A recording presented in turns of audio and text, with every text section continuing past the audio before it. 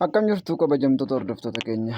Nageenyi Waaqayyo isiniif haa baay'atu. Guyyaa irraa akkaataa kamiitiin nama lama taanee liivii seenuu akka dandeenyuu fi liivii keenya irratti akkaataa kamiin monitaayizii yookaas beeksisa banuu akka dandeenyu waliin baranna. Yeroo jalqabaaf chaanaalii keenyaaf haaraa kan taatan sabiskiraayib godhaa jalqabaa. Kallattiidhaan gara barumsa keenyaa deemnaa jechuudha. Egaa gaaffiin kun yeroo baay'ee namoota baay'eetiin waan naaf dhiyaatee fi baay'een keessan itti fayyadamaa jirtu beektu. Namoonni muraasni immoo hin hubanne yookaas gadi fageenyaan hubachuu waan barbaadaniif dhimma laayivii irratti waa xiqqoo dubbachuu barbaada har'a. Akkuma beekamu yuutuubii keenyaaf laayiviin istiriim yaardii akka ta'e yookaas istiriim yaardiidhaan nama 6 haga nama 9tti itti fayyadamaa akka turame ni beekama. Namooti baay'ee itti fayyadamaa turtanii ammas kan itti fayyadamaa jirtu. Keessattuu sa'aatii guuttachuudhaaf istiriim yaardiin baay'ee mijataadha jechuudha. Kana malees immoo liivii seenuudhaaf illee sabiskiraayibii nama hin gaafatu. Kanaaf baay'ee qallaalii ture. Amma garuu yuutuubii keenyarraan nama 2 taane laayivii seennee akkaataa kamiin akka haasofnu namoota hin beekneef jechuudha isinitti agarsiisa. Kana malees immoo akkaataa kamiitiin beeksisa yeroo liivii seennu irratti akka banachuu qabnu isinitti agarsiisa jechuudha. Namoonni baay'een liivii gaafa seentan otoo beeksisa irratti hin baniin kan seentan baay'een jirtu waan ta'eef isa kanaaf amma xumuraatti dhaggeeffadhaa. Kallattiimaan gara barumsa keenyaa yookaas gara hojii hojjechuuf jenneetti ceenaa jechuudha. Kana gochuudhaaf jalqaba gara yuutuubii keenyaa seennaa jechuudha. Yuutuubii kan ofii keenyaaf itti fayyadamaa jirru keessa seennaa. Amma akkuma argaa jirtan yuutuubii kooti kuni wantoota 5 argaa jirtu asitti hoom jedha, shoortis jedha, asii mallattoo pilaasii kaa'ee jira, sabiskiripshinii fi yuu jedhee jira jechuudha. Waa'ee sabiskiripshinii kanas yeroo darbe waan xiqqoo isiniif tuqeen ture.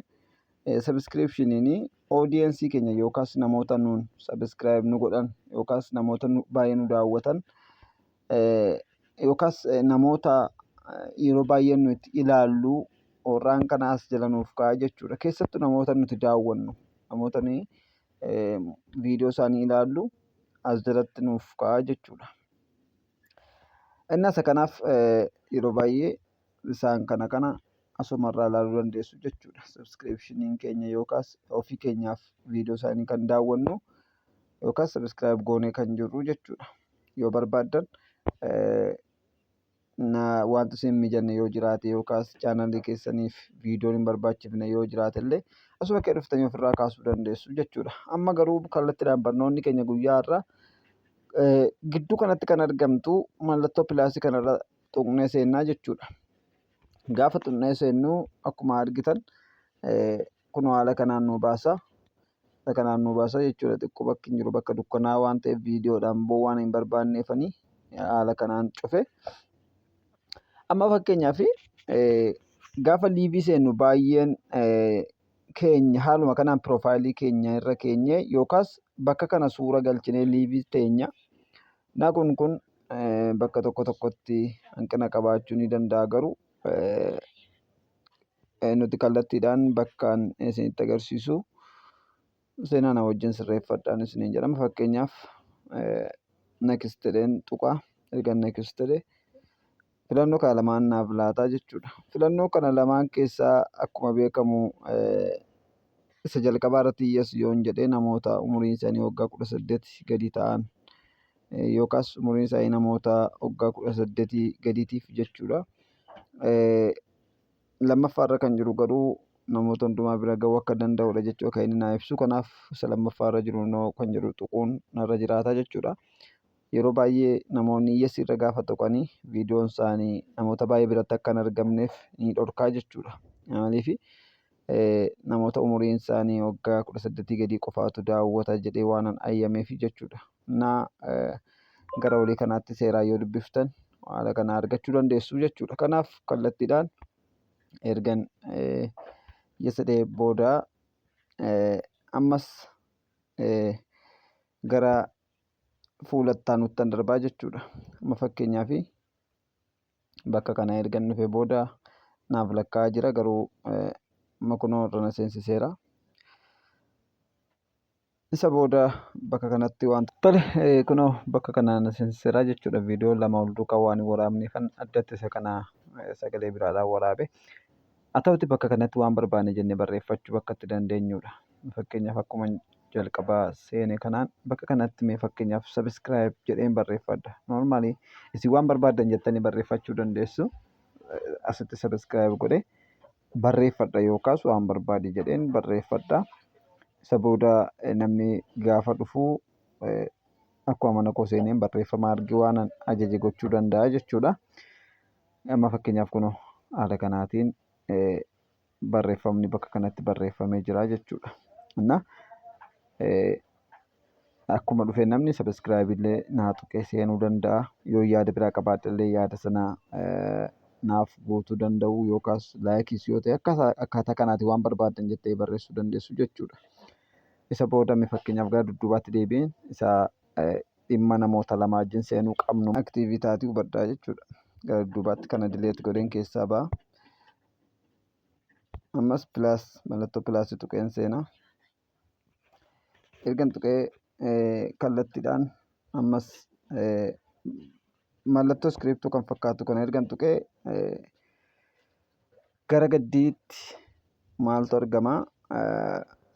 Invite guests kan jettutu jirti. Invite guests kan jettu jirti. Isheerraa al tokkoof tuqa. Erga ishee tuqee booda nekstiin godhaa jechuudha. Utuu nekstiin godhin garuu xiqqoo gassiqee waan sirreeffadhutu jira.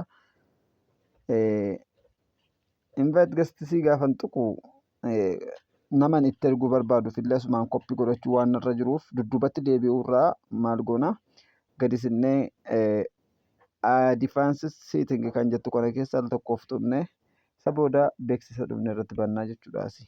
Erga beeksisa keenya banannee deebinee booda ammas yoo barbaanne amma gadhiisuu barbaanna yoo ta'e amma gadhiifna. Yoo booda godhachuu barbaanna ta'e immoo kunoo ishee kana bannaa jechuudha. Garuu amma gadhiisuun barbaada waan ta'eef haala kanaan hin dhiisaa jechuudha. Ergasii booda gara fuulduraatti deema.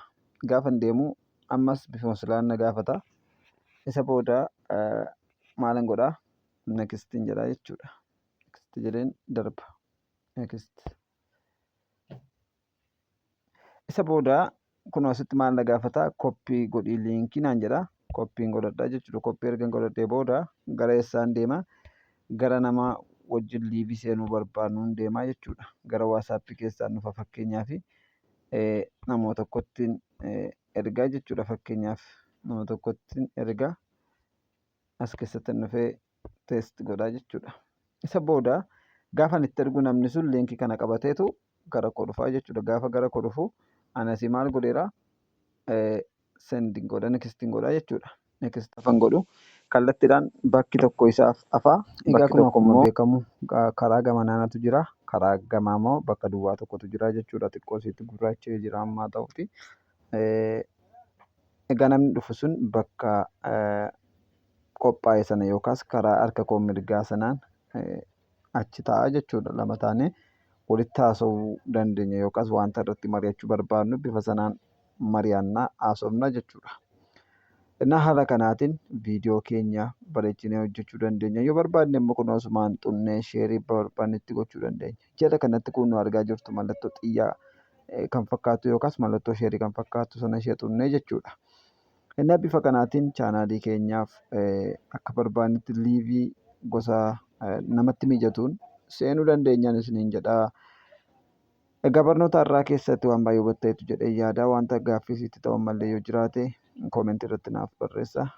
Chaanaalii keenya illee ammas sabiskiraayib gochuun dagatinaan isiniin jedha.